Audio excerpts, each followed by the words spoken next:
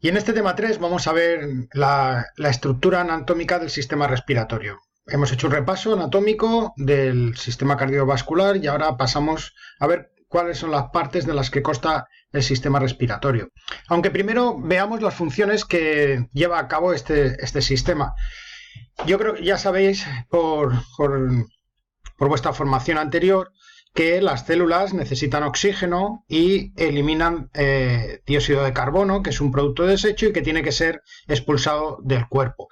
Este proceso se denomina respiración celular y en base a ello el sistema respiratorio va a tener una serie de funciones.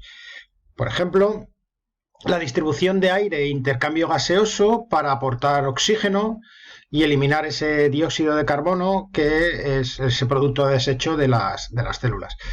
Estos procesos requieren pues de la combinación de dos sistemas. Por un lado, el circulatorio, que lo hemos visto en el tema anterior, y por otro lado, el respiratorio, que es el que se encarga de la captación de oxígeno.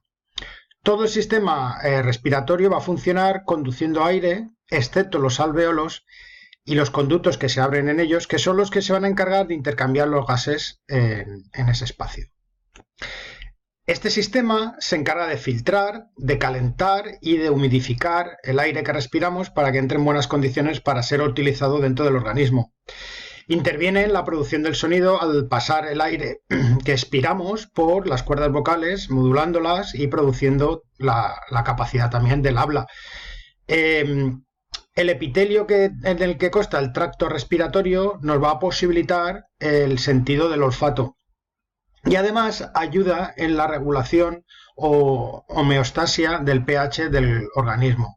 El concepto de homeostasis, pues ya sabéis que es el equilibrio interno al que tiende el organismo constantemente. Este sistema respiratorio lo podemos dividir en dos partes bien diferenciadas. Por un lado tenemos el tracto superior, que son las estructuras que están fuera de la cavidad torácica, y el tracto inferior, que son las estructuras que estarían dentro de esa cavidad torácica.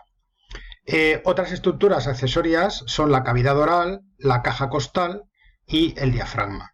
Empezamos por las vías aéreas superiores, constituidas fundamentalmente por la nariz, por la faringe y por la laringe. Vamos a ver cada una de estas estructuras. La nariz comunica por la parte anterior con el exterior a través de los orificios nasales, los orificios externos, y por la parte posterior, por dentro, con la faringe, a través de los orificios posteriores que se denominan coanas. La nariz pues está formada en su parte externa, que es la parte que vemos que sobresale de la cara, y está formada por hueso, por un cartílago y por la recubierta por piel. Luego la parte interna o cavidad nasal, que está por encima del techo de la boca y está dividida en dos por medio de un tabique que se denomina tabique nasal. Este tabique está muy bien irrigado, por lo que las hemorragias nasales son frecuentes, sobre todo como consecuencia de traumatismos en la nariz, ¿vale? Ya habéis visto pues estaréis a punto de ver en primeros auxilios cómo se solventan estas situaciones. En la pared lateral de la cavidad nasal se encuentran tres cornetes que están cubiertos por una mucosa respiratoria. Esta mucosa, dentro del cornete interior o inferior, el que está más abajo, tiene un rico aporte sanguíneo y es otra de las causas que provocan hemorragia nasal, que técnicamente dicho se denomina epístasis. Y la función de esta mucosa y de estos cornetes es filtrar, calentar y humidificar el aire. De hecho, cuando respiramos por la nariz, pues el aire entra a una temperatura mucho más adecuada que cuando respiramos por la boca. Sobre todo en ambientes fríos, cuando estamos haciendo deporte, lo notamos bastante. Por eso es aconsejable inspirar o coger el aire por la nariz siempre que no sea muy grande la necesidad de aire en ese momento, como por ejemplo cuando estamos haciendo un ejercicio de intensidad importante. Siempre nos han dicho, o seguro que habéis oído, que lo mejor para tener un ciclo, un ritmo respiratorio adecuado cuando estamos corriendo es tomar el aire, inspirar el aire por la nariz y soltarlo por la boca. Eso está muy bien y sería lo más adecuado, pero hay que tener en cuenta que cuando tenemos una necesidad grande de introducir oxígeno en el organismo, pues realmente lo que buscamos es que entre lo más rápidamente posible y evidentemente el orificio bucal tiene un mayor tamaño y nos permite mayor capacidad de absorción de aire que el nasal. ¿Vale? Por eso en determinados ambientes o ante determinadas intensidades, pues no tiene tanta importancia el hecho de tomar el aire por la nariz. Y por último recordar también que el cornete superior, la mucosa no es tan roja y su función es principalmente olfatoria.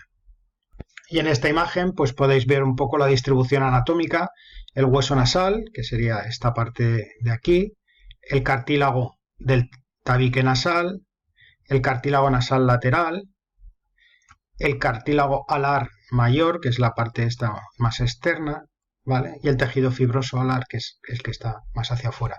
Y aquí en este corte podéis ver los cornetes. El cornete superior, que hemos dicho que tenía esa función respiratoria, el cornete medio y el cornete inferior, que está muy irrigado y que a veces también es causa espontánea de epístasis o vertido de sangre. La siguiente estructura dentro de las vías aéreas superiores tenemos la faringe, también la denominada garganta. Tiene una forma de tubo de unos 12 centímetros de longitud que une la cavidad nasal con la laringe que iría a continuación. La parte que está en contacto con la nariz se llama nasofaringe o rinofaringe, lo podréis ver de las dos formas, y es donde se van a encontrar los conductos, los orificios que van a comunicar con la zona de los oídos. Luego está la orofaringe, en esta zona de aquí, que es donde se encuentran los orificios, que es donde se está en contacto con la laringe, y a continuación la laringofaringe, ¿vale? La otra parte. La nasofaringe solo pertenece al aparato respiratorio y la orofaringe y la laringofaringe pertenece tanto al aparato respiratorio y al aparato digestivo. En esta imagen pues podéis ver un poco cuál es la distribución de esa zona en relación con sus partes anteriores o superiores y posteriores. Y por último, dentro de estas estructuras aéreas superiores, pues tenemos la laringe. Aquí en la laringe ya va a pasar de forma exclusiva el aire y esta estructura está tapizada por una membrana mucosa ciliada, es decir, que tiene una especie de pelitos, que va a ayudarnos a eliminar partículas de polvo y a calentar y humidificar el aire expirado para que prosiga ese aire en buenas condiciones hacia el resto del aparato respiratorio o sistema respiratorio. Está constituida por diferentes cartílagos, acordaros que ya vimos en el primer tema la cuestión de los cartílagos, entre los que podemos destacar el cartílago tiroides o denominada también nuez de Adán, ese bultito que se nos nota sobre todo a los hombres en la parte anterior de la garganta y que tiene en su interior las cuerdas vocales. Y es por esto que la laringe es el órgano que denominamos de la expresión hablada. El paso de la faringe a la laringe está controlado por otro cartílago que es la epiglotis, que solo se cierra al paso del bolo alimenticio, impidiéndole el paso hacia la tráquea y obligándole a ir hacia el esófago, hacia el tubo digestivo. Si el paso, por lo que sea, no se cierra adecuadamente, es cuando la comida va por mal camino y es cuando empezamos a tener ataque de tos, que es una forma de reacción para expulsar ese objeto duro o sólido que ha entrado dentro del sistema respiratorio. Y en esta imagen pues podéis ver la distribución anatómica de la laringe, ¿vale? Sería esta zona de aquí, ¿vale? Todas las estructuras, esto sería las vías aéreas superiores del sistema respiratorio.